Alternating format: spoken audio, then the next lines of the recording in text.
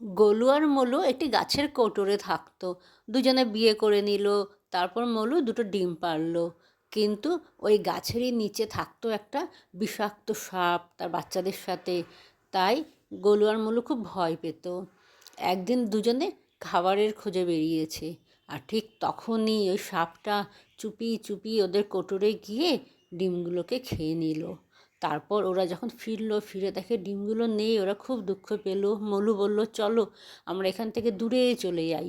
গোলু বলল, না, আমরা এর প্রতিশোধ নেব। তারপর ও ওর সব ভাই বোন আত্মীয় স্বজন সবাইকে ডেকে পাঠালো। সবাই দূর দূরান্ত থেকে এলো। তারপর যখনই ওরা সাপটাকে দেখতে পেল, তখনই সাপটার উপর ঝাঁপিয়ে পড়লো।